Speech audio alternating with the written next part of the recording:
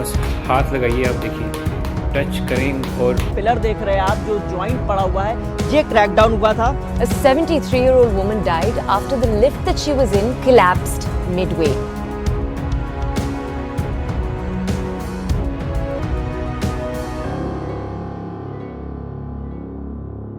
फरवरी 2022 Delhi NCR के एक शहर गुड़गांव की एक सोसाइटी में घटिया कंस्ट्रक्शन क्वालिटी की वजह से एक बड़ा हादसा होता है। कई सारे लोग घायल हो जाते हैं और 2 लोगों की मृत्यु भी हो जाती है।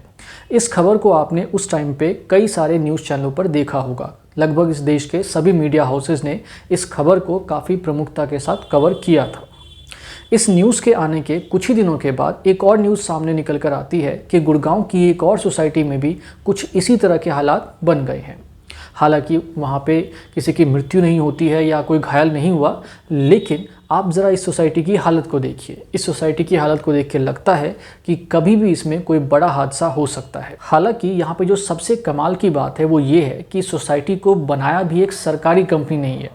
ज़रा सोच के देखिए कि मतलब ये कैसी अजीब सी सिचुएशन है जहाँ पे एक सरकारी कंपनी सोसाइटी को बनाती है और एक दूसरी कोई सरकारी एजेंसी आकर के ये कहती है कि अब ये सोसाइटी खाली कर दो, ये सोसाइटी आपके रहने के लायक नहीं है, इसमें अगर आप रहेंगे तो आपकी जान को खतरा हो सकता है। मतलब कितनी अजीब सी सिचुएशन है ये। खैर, अभी आगे बढ़ते हैं और इस घटना के कुछ महीनों के बाद दिल्ली एनसीआर के एक और शहर ग्रेटर नोएडा की भी एक सोसाइटी से कुछ इसी तरह की खबर सामने आती है। वहाँ पर भी घटिया कंस्ट्रक्शन क्वालिटी की वजह से लोगों की जान जो है वो खतरे में आ जाती है। और आज जब मैं ये वीडियो शूट कर रहा हूँ तो इससे कुछ दिन पहले भी दिल्ली एनसीआर के एक और शहर नोएडा, जो कि ग्रेटर नोएडा से बिल्कुल चिपकाई हुआ है, तो उसकी भी एक सोसाइटी में से कुछ इसी तरह की खबर निकल कर के सामने आती है। इस सोसाइटी में भी घटिया कंस्ट्रक्शन क्वालिटी और लिफ्ट की प्रॉपर मेंटेनेंस ना होने की वजह से एक महिला की मृत्यु हो चुकी है। आप इस सोसाइटी की ज़रा हालत को देखिए। मतलब बाहर से तो ऐसा लगता है कि अगर एक तेज़ भूकंप का भी झटका आ गया तो इस सोसाइटी में जो लोग रह रहे हैं उनका मतलब क्या होगा ये तो भगवान ही जाने। तो कहने का मतलब ये है कि इस तरह की जो प्रॉब्लम्स है ना वो इस वक्त दिल्ली एनसीआर के कई सारे सोसाइटियों में लोग फेस कर रहे हैं। मैं ये नहीं कह रहा कि सारी सोसाइटियाँ ही ऐसी है, बहुत सारी अच्छी सोसाइटियाँ भी है, बहुत सारे लोग सुख चैन के साथ उन सोसाइटियों में रह भी रहे हैं। लेकिन एक कड़वा सच ये भी है कि कई सारी सोसाइटियाँ ऐसी भी हैं जहाँ पे लोगों की रातों की जो नींद है वो हराम हो रखी है। तो आज की इस वीडियो में क्या होगा कि मैं आप सभी को कुछ ऐसे पॉइंट्स जो है ना वो बताऊंगा जिनको अगर आप ध्यान में रखेंगे तो आप इस तरह के सिचुएशन में फंसने से अपने आप को और अपने पूरे परिवार को बचा सकते हैं। ठीक है, चाहे आप देश के किसी भी कोने से देख रहे हो, जो पॉइंट्स मैं आपको बताऊँगा वो सभी जगहों पर बराबर एप्लीकेबल है। ठीक है जी। अच्छा, अब यहाँ पे ना 2 छोटी छोटी बातें हैं। उन पॉइंट्स को बताने से पहले मैं थोड़ा वो चाहता हूँ कि वो क्लियर हो जाए। ठीक है, पहली बात ये है कि इस पूरे वीडियो के दौरान में मैं किसी भी बिल्डर का नाम नहीं लूँगा। हाँ, जिसने अच्छा काम किया उसका नाम हो सकता है मैं ले लूँ, लेकिन जिसने बेकार काम किया उसका नाम मैं नहीं लूँगा, क्योंकि देखो मुझे नहीं पता कि कब कौन क्या एक्शन ले लेगा। तो अगर आपके मन में कुछ ऐसा है कि यार बताओ कि ये बिल्डर कैसा है, मैं इस सोसाइटी में फ्लैट खरीदने वाला हूँ, ये कैसा बिल्डर है, ये कैसा है, वो कैसा है, तो अगर आप ये सब कुछ जानना चाहते हैं तो इस वीडियो में तो मैं आपको नहीं बताऊँगा, ना ही मैं आपको कमेंट सेक्शन में बताने वाला हूँ। अगर आप जानना चाहते हैं तो आप इंस्टा पे मुझे मैसेज कर दीजिए, मनी उपाय की आईडी है उस पर, तो वहाँ पे आप मैसेज कर दीजिए। वहाँ मैसेज में मैं आपको आराम से रिप्लाई कर दूंगा कि हाँ ये बिल्डर ठीक है, ये बिल्डर ठीक नहीं है, ये डिसेंट टाइप है, ये ओके। तो वहाँ पे सारी बातचीत हो जाएगी। यहाँ पर मैं उसका नाम नहीं लूँगा क्योंकि मुझे नहीं पता कि कब क्या हो जाए, है कि नहीं। अच्छा, ये तो हो गई एक बात। दूसरी बात ये कि देखिए, ये जितने भी पॉइंट्स मैं बताने वाला हूँ ना वो उन सोसाइटियों पे एप्लीकेबल नहीं है जो कॉस्टली हैं काफ़ी ज़्यादा, मतलब जो हायर इनकम ग्रुप को ध्यान में रख के बनाई गई है। ठीक है, उनमें ज़्यादातर प्रॉब्लम्स नहीं आती हैं। वहाँ कंस्ट्रक्शन क्वालिटी का कोई खास इशू नहीं रहता है। मैंने जैसे भी मैंने आपको बताया कि ग्रेटर नोएडा या नोएडा का एग्जांपल दिया, गुड़गांव का दिया, तो इनमें जो अच्छी मतलब जो महंगी सोसाइटी है ना उनमें ऐसा कोई खास इशू नहीं। हाँ, उसके अलावा कोई प्रॉब्लम हो सकती है कंस्ट्रक्शन क्वालिटी के अलावा, बट कंस्ट्रक्शन क्वालिटी को लेकर के कोई खास इशू नहीं है। चलिए, तो ये 2 छोटी छोटी बातें थी जो मुझे क्लियर करनी थी और मुझे लगता है कि आप समझ ही गए होंगे। अब इसके बाद फटाफट एक एक करके उन सभी पॉइंट्स के बारे में जान लेते हैं जो पॉइंट्स आपके लिए ज़रूरी हैं और जिनको अगर आप ध्यान में रखेंगे किसी भी सोसाइटी फ्लैट को ख़रीदने से पहले तो आप इस तरह की प्रॉब्लम से बच जाएंगे। ठीक है जी, चलिए तो एक एक करके उन सभी के बारे में जान लेते हैं। तो जो सबसे पहला पॉइंट आप सभी को ध्यान में रखना है वो ये है कि आप सभी को गलती से भी किसी अंडर कंस्ट्रक्शन प्रोजेक्ट में अपना पैसा नहीं लगाना है, उसमें घर नहीं बुक करवाना है।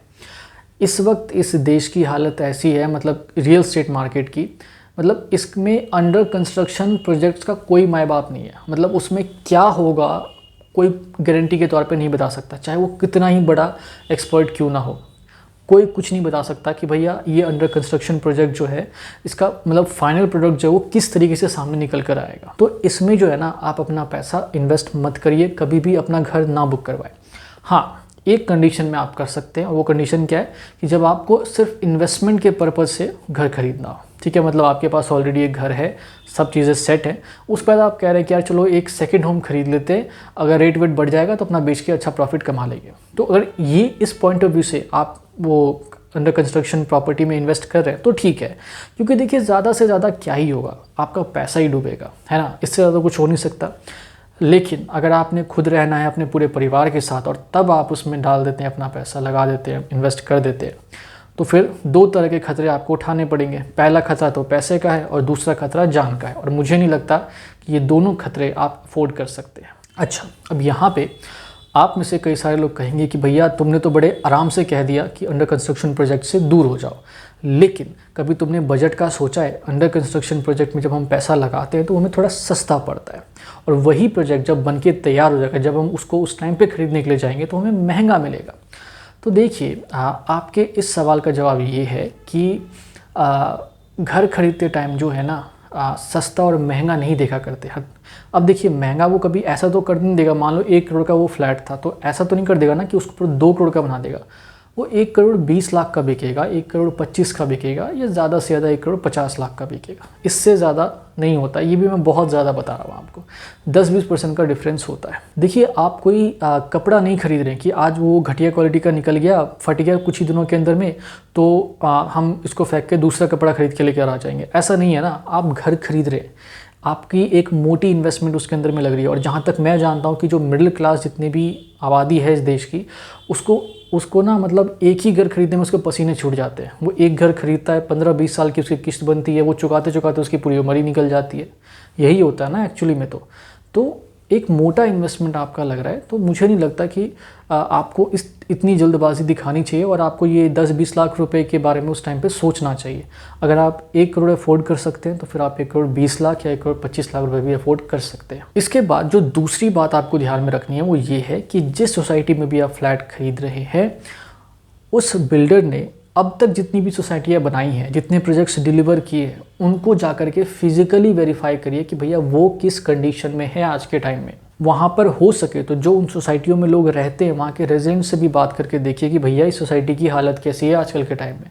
देखिए थोड़ी बहुत प्रॉब्लम हर जगह होती है, उसका कोई इशू नहीं है, बट अगर आपको बाहर से देखने में लग रहा है कि कंस्ट्रक्शन क्वालिटी इसकी बेकार है, हर जगह से प्लास्टर निकल रहा है, लोग भी यही बता रहे हैं कि भाई कंस्ट्रक्शन बड़ी बेकार करी है इसने, तो फिर आप इग्नोर करिए उस बिल्डर को, क्योंकि जो पहले के प्रोजेक्ट्स में गड़बड़ घोटाला कर चुका है ना, वो आपके उस प्रोजेक्ट में भी करेगा ही करेगा। तो ऐसे बिल्डरों से फिर आपको दूरी हो जाना चाहिए, क्योंकि मैंने हमेशा एक पैटर्न नोटिस किया है, जो बेकार बिल्डर है ना वो सभी प्रोजेक्ट्स में बेकार काम करता है। वो 10 में से अगर आप उसकी सोसाइटियों को देखें, अगर मान लो 10 बनाई है उसने, तो 7 से 8 बेकार ही बनाई होंगी उसने। मुश्किल से 1 से 2 सोसाइटी वो अच्छी बनाएगा, और उसी के बेसिस पे वो सबको मतलब अट्रैक्ट करने की कोशिश करता है कि देखो हमने ये बना दिया तो अब हमारा ये भी ऐसे ही बनेगा, ये भी ऐसे ही बनेगा। ऐसा कुछ नहीं होता। आप उसकी फिजिकली उसको जा करके देखिए कि भैया ये कैसी हालत में आजकल के टाइम में, ठीक है। तो ये आपने ज़रूर चेक करना है। तो पहले तो आपने अंडर कंस्ट्रक्शन में इन्वेस्ट ही नहीं करना है। दूसरा कि अगर आप कोई ready to move in property भी खरीदने के लिए जाते हैं, जो मतलब अभी बहुत ज़्यादा पुरानी नहीं है, जैसे 2-3 साल ही हुए हैं या जस्ट अभी रेडी टू मूवी हुई है, तो उसमें आपको ये देखना है कि इसके जो पिछले प्रोजेक्ट्स हैं वो कैसे हैं। इसके बाद में जो तीसरी बात आपको ध्यान में रखनी है वो ये है कि आपने जिस सोसाइटी में भी आप घर खरीद रहे हैं उसका खुद से कंस्ट्रक्शन क्वालिटी आपको चेक करनी है। जी हाँ, अपने आप से। देखिए पहले तो आपने जिस बिल्डर से आप खरीदने वाले हैं उसके जो प्रीवियस प्रोजेक्ट्स थे, जब आप अगर उससे सेटिस्फाइड है कि हाँ उसने पहले अच्छा काम किया है सब में, तब आपको ये वाला स्टेप उठाना है। अगर उसने पहले ही बेकार काम किया हुआ है ना, तो आपको ये वाला स्टेप उठाने की ज़रूरत नहीं है, पहले ही भाग लीजिए वहाँ से, ठीक है। अगर पहले हो गया सब ठीक तो इस पे आना है। अब जब इस पे आप आएंगे कि खुद से जब कंस्ट्रक्शन क्वालिटी चेक करेंगे तो कैसे करेंगे, इसको थोड़ा सा ध्यान से समझिए। देखिए सबसे पहला स्टेप ये है कि उसमें जो उसका आउटर फसाड है, जो एक्सटीरियर है उस पूरी बिल्डिंग का, उसको ध्यान से देखिए, पूरा टाइम लीजिए अपना, अच्छे से घूम घूम के देखिए कि उसकी कंडीशन कैसे, क्या उसकी फिनिशिंग मतलब ख़राब है, मतलब अच्छी है, कैसे किया हुआ है सब कुछ। कहीं ऐसा तो नहीं कि उसके आउटर फसाड में ही कहीं पर आपको कई एक से ज़्यादा जगहों पर आपको क्रैक्स वगैरह नज़र आ रहे हैं, प्लास्टर निकला हुआ है, पेंट जो है वो बड़ा निकल रहा है।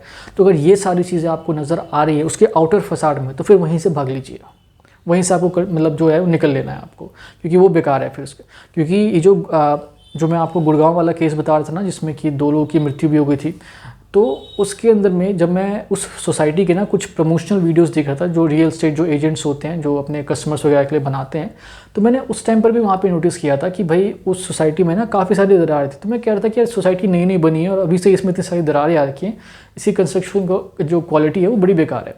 और बाद में फिर वो कोलैप्स भी हुआ, लोगों की डेथ वगैरह भी हो गई उसके अंदर।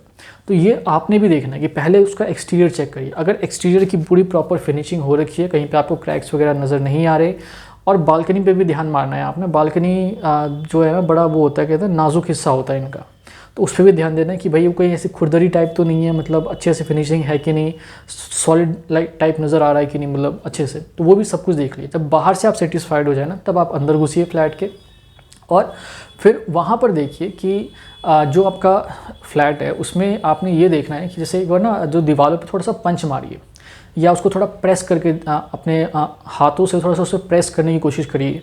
तो अगर वो घटिया कंस्ट्रक्शन क्वालिटी का होगा तो प्लास्टर वगैरह निकलना शुरू हो जाएगा, आपको दिख जाएगा, ठीक है। और अगर उसकी कंस्ट्रक्शन अच्छी होगी तो बस हल्का फुल्का निशान पड़ेगा, प्लास्टर वगैरह नहीं निकलेगा।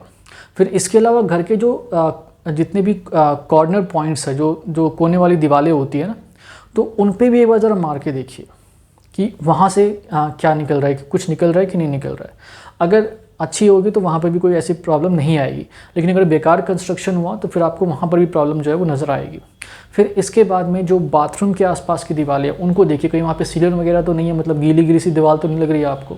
फिर वो जो पानी है उसको भी पूरा चला के देखिए कि पानी जो है वो अच्छे से पास हो रहा है कि नहीं हो रहा है, अदरवाइज़ बाद में फ्यूचर में प्रॉब्लम्स आएंगी आपको। बालकनी को भी अच्छे से देखिए कि वहाँ पर सारी जो फिनिशिंग है, जो पार्ट मतलब सब कुछ प्रॉपरली मेंटेन्ड है कि नहीं है। तो ये सारी चीज़ें आपने देखनी है करके। अगर कोई आपको ये सब करने से रोकता है तो फिर भैया छोड़ दीजिए, रिस्क मत लीजिए। अच्छा, ये तो हो गई एक चीज़। फिर उसके बाद वायरिंग भी एक इम्पॉर्टेंट एस्पेक्ट होता है, बट इसको पूरा तो हम चेक नहीं कर सकते बिकॉज सारा काम तो ऑलरेडी हो गया होता है। बट आप ये इन्फॉर्मेशन ले सकते हैं कि भाई इन्होंने किस ब्रांड की जो वायरिंग है वो इस्तेमाल करी है, और अगर हो सके तो कोई टेक्नीशियन अगर आपकी जान पहचान का हो तो उससे भी एक बार चेक करवाइए कि भाई इसमें सारा काम अच्छे से हुआ है या नहीं हुआ है, ठीक है, क्योंकि आप उसे उतना चेक कर नहीं पाएंगे। तो ये सारी जो चीज़ें हैं वो आपने अच्छे से देखनी है। तो अगर इन सब में अगर आपको एक सेटिस्फैक्ट्री रिज़ल्ट मिलता है, कहीं से कोई प्लास्टर वगैरह नहीं निकल रहा, वायरिंग भी अच्छी कंपनी की लगाई गई है, कहीं पर ये सीलन वगैरह की प्रॉब्लम नहीं है, पानी वगैरह सब अच्छे से निकल, ये सब कुछ है, बालकनी भी अच्छे से मेंटेन्ड है, तो आप उस सोसाइटी को एक यस कह सकते हैं, आप वहाँ पे फ्लैट परचेज़ कर सकते हैं। अब ऐसा भी नहीं है कि भैया उसमें प्रॉब्लम नहीं आ सकती, बट आएंगी, लेकिन चांसेस बहुत कम है।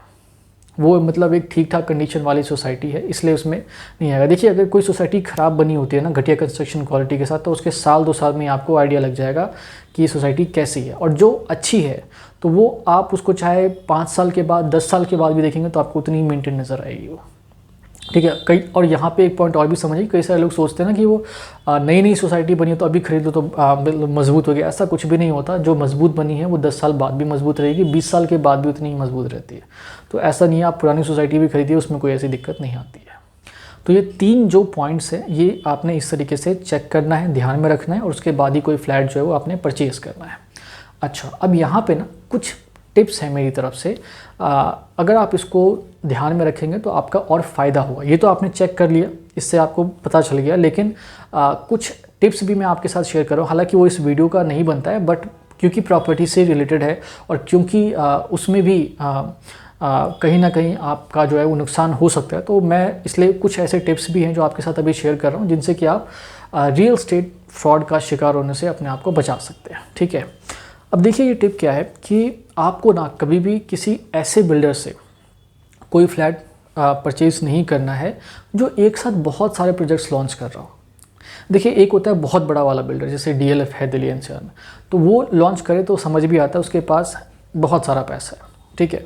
लेकिन जब कुछ छोटे छोटे बिल्डरों को भी, या जो मीडियम लेवल के बिल्डर्स होते हैं, जब मैं इनको देखता हूँ ना कि ये बहुत सारे प्रोजेक्ट एक साथ लॉन्च कर देते हैं, तो बिल्कुल ये एक अलार्मिंग सिचुएशन है। मतलब आपके दिमाग में शक का जो कीड़ा है वो घुस जाना चाहिए, भैया ये कुछ गड़बड़ करेगा। अब ये किस तरह की गड़बड़ करते हैं मैं आपको बताता हूँ। नंबर 1 वाली गड़बड़ कि कोई ना कोई एक प्रोजेक्ट इनका अटकेगा, और अगर इन्होंने नहीं भी अटकाया ना, तो इनकी जो कंस्ट्रक्शन क्वालिटी है उसमें तो ये कॉम्प्रोमाइज़ करेंगे ही करेंगे। कोई ना कोई 1 से 2 सोसाइटी ऐसी होगी जिसमें ये घटिया कंस्ट्रक्शन क्वालिटी करके दिखाएंगे, ठीक है। जैसे मान लो 5 एक साथ लॉन्च कर दिए, तो उन 5 में से 1 या 2 तो बेकारी बनाएंगे, बाकी ये हो सकता है 2-3 अच्छे बनाते, ताकि सब कुछ बैलेंस रहे इनका। इसके बाद जो दूसरी टिप है वो ये है कि कभी भी सस्ते फ्लैट के चक्कर में ना पड़े, ठीक है। वो हालांकि मैं पहले ही बता चुका हूँ और ये दोबारा से रिपीट कर रहा हूँ कि सस्ते फ्लैटों के चक्कर में ना पड़े। अगर आपका बजट कम है तो आप सोसाइटी फ्लैट्स को इग्नोर करिए, और जो बिल्डर फ्लोर्स होते हैं जो नॉर्मली लोकल एरियाज़ में बनते हैं, आप उनमें अपना पैसा मतलब इन्वेस्ट करिए, उनको खरीदिए, उसी में रहिए जा करके। सोसाइटी फ्लैट्स में कम खर्चे में मतलब कुछ भी नहीं होने वाला आपका, ठीक है। तो उसको आप इग्नोर करिए, चाहे आपको कोई कितने भी सपने दिखा दे कि हम आपको सस्ते में ये प्रोवाइड कर रहे हैं, ये कर रहे हैं, वो कर रहे हैं, कुछ भी नहीं होता, वो सब बकवास होता है। हाँ, सस्ते में सोसाइटी फ्लैट आपको तभी अच्छा मिल सकता है जब वो किसी दूर की लोकेशन पे हो, ठीक है। मैं ऐसे कई सारे मतलब सोसाइटियाँ मैंने देखी है जिनका प्राइस अगर आप आज भी चेक करेंगे तो काफ़ी कम है, और अच्छी कंस्ट्रक्शन क्वालिटी की है। मतलब वो 5 साल से ज़्यादा का टाइम हो चुका है या 10 साल से ज़्यादा का टाइम हो चुका है, लेकिन वो आज भी उतनी ही वेल मेंटेन्ड है। लेकिन वही है कि वो थोड़े मेन लोकेशन से थोड़ी दूर दराज की लोकेशन में जो है वो सोसाइटियाँ रहती हैं। तो इस सिचुएशन में आप सस्ते फ्लैट की तरफ भी जा सकते हैं, अगर आपको जमता है कि हाँ थोड़ा दूर भी रहेगा तो चलेगा मेरे को, लेकिन वही सोसाइटी चाहिए। तो अगर ऐसा आपको लगता है ठीक, तो आप जा सकते हैं। बट जो ठीक ठाक सी लोकेशन होती है ना, वहाँ पे सस्ते में कुछ मिलता नहीं है। और इसके बाद में कभी भी ना, जब भी कोई सोसाइटी में फ़्लैट परचेज़ करने के लिए जाते हैं, तो अपने दिमाग को एक बात समझा करके रखिए कि वो जो बिल्डर की मार्केटिंग टीम है और वो जो रियल एस्टेट एजेंट जा रहा है, वो मेरे फ़ायदे के लिए नहीं जा रहा है, वो अपने फ़ायदे के लिए जा रहा है। तो उसकी जितनी भी मीठी मीठी बातें होंगी, चिपड़ी चुपड़ी बातें होंगी ना, और जो जल्दबाजी मचाते हैं कि अभी ख़रीद लो, अभी इतने यूनिट बचे हैं, अभी प्राइस बढ़ जाएगा, ये वो, तो मत आइए। मतलब प्राइस बढ़ जाने दीजिए, कोई दिक्कत नहीं है। एक घर जाएगा, घरों की कोई मतलब कमी नहीं है इस टाइम पे, ठीक है। और ख़ास तौर से सोसाइटी फ्लैट्स की तो कोई कमी ही नहीं है, वो बनते ही रहेंगे अभी बहुत टाइम तक, तो कोई दिक्कत नहीं है। जल्दबाजी नहीं करनी है आपने। ये लोग क्या करते हैं, ये चारों तरफ से टूट पड़ते हैं एक क्लाइंट के ऊपर और बस ऐसी की तैसी कर देते हैं उसकी। वो फिर वो मजबूरी में जल्दबाजी में चेक साइन करके दे देता है कि हाँ मुझे चाहिए ये वाला। तो ऐसी जो चीज़ें हैं वो आप ना करें। इनके जो जाल होता है ना, इनका जो ये फंसाने का जाल होता है, उसमें आप ना फंसें। ये हमेशा आपको क्लब हाउस के बारे में बिल्कुल अट्रैक्ट करेंगे, इतनी एमिनिटीज़ होंगी, ये एमिनिटीज़ होंगी, तो इन सब में ना फंसे आप। मैं देखता हूँ कई सारे लोगों को कि ये इन एमिनिटीज़ के चक्कर में बड़ा वो एक्साइटेड रहते हैं कि इसमें तो 21 एमिनिटीज़ हैं, इसमें तो इतनी एमिनिटीज़ हैं। अरे भाई, आपने क्लब हाउस में नहीं सोना है, आपने अपने फ्लैट में ही सोना है आकर के डेली। वो सब चीज़ें कभी कभार के लिए होती हैं, और वो चीज़ें बाद में आप क्रिएट भी कर सकते हो, लेकिन एक बार वो बिल्डिंग ख़राब होगी ना तो उसका कुछ नहीं हो सकता। तो इन सब चक्करों में ना पड़े। और एक चीज़ और भी है कि ये जो बेकार बिल्डर्स होते हैं, ये क्या, इनका एक मैंने और भी नोटिस किया है, जो दिल्ली NCR में है, ऐसा नहीं कि हर जगह ही होगा, बट इनको मैंने देखा है कि ये अच्छे लोकेशन पे आपको ज़्यादा फैसिलिटीज़ के साथ कम प्राइस में फ़्लैट को ऑफ़र करते हैं, ठीक है। इसका एक बिल्कुल प्रैक्टिकल एग्जांपल मैं आपको बता देता हूँ। ये जो आप वीडियो देख रहे हैं, ये अभी आपने थोड़ी देर पहले भी देखी थी। तो ये सोसाइटी जिस एरिया में, ये एक अच्छा लोकेशन है, यहाँ पे बहुत सारी IT सेक्टर की कंपनियाँ आपको मिल जाएंगी, मेट्रो स्टेशन है, सब कुछ है यहाँ पे, ठीक है। तो इस सोसाइटी को आप देखिए, और जस्ट इससे 5 मिनट अगर आप वॉक करके जाएंगे तो आप इस सोसाइटी पे पहुंच जाएंगे, ठीक है। ये एक ही सेक्टर एरिया के अंदर की 2 सोसाइटी है। अब ज़रा इसकी कंडीशन को भी आप देख लीजिए। तो इसकी कंडीशन में और इस सोसाइटी की कंडीशन में ज़मीन आसमान का अंतर है। लेकिन देखिए, लोग जो हैं वो दोनों में ही रह रहे हैं।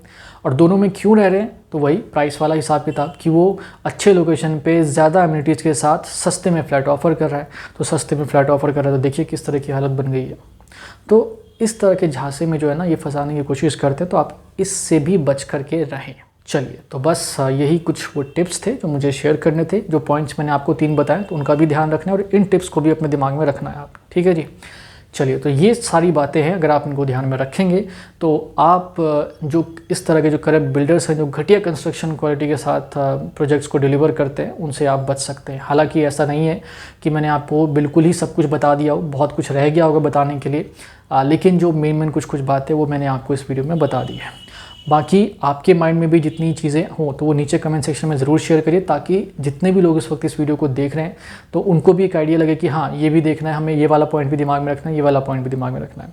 और आपके हिसाब से कौन सा बिल्डर जो है वो अच्छा है, आप चाहे किसी भी एरिया में रहते हो उससे कोई फ़र्क नहीं पड़ता, किसी भी शहर में रहते हो उससे कोई फ़र्क नहीं पड़ता, आपके यहाँ पे कौन सा बिल्डर अच्छा काम कर रहा है, कौन सा बिल्डर बेकार काम कर रहा है, उसको भी आप नीचे कमेंट सेक्शन में ज़रूर लिखें। और अगर आप मुझसे पूछना चाहते हैं कि भाई कौन सा बिल्डर अच्छा है, कौन सा बिल्डर बेकार है, तो इंस्टा पर मैसेज करिए, मैं आपको वहाँ पे रिप्लाई कर दूंगा। चलिए, तो अब ये वीडियो बस यहीं पे समाप्त होती है। इस वीडियो को जितने ज़्यादा लोगों के साथ हो सके इसे शेयर ज़रूर करना है आपने, क्योंकि आपके इस एक शेयर से कई सारे लाखों करोड़ लोगों की ज़िंदगी बच सकती है, उनका पैसा बच सकता है। और अगर आपको ये वीडियो पसंद आई है तो इस वीडियो को लाइक ज़रूर करिए। चैनल को सब्सक्राइब नहीं किया तो उसे सब्सक्राइब करके भी ज़रूर रख ले, और सब्सक्राइब करते टाइम जो नोटिफिकेशन बेल वाला बटन है उसे भी ज़रूर प्रेस कर दे, ताकि जब भी इस तरह की कोई वीडियो चैनल पे अपलोड हो तो उसका नोटिफिकेशन आप सभी तक टाइम टू टाइम पहुँच जाए। तो आप सभी ने इस वीडियो को यहाँ तक देखा, इसके लिए आप सभी का बहुत बहुत धन्यवाद। नमस्ते।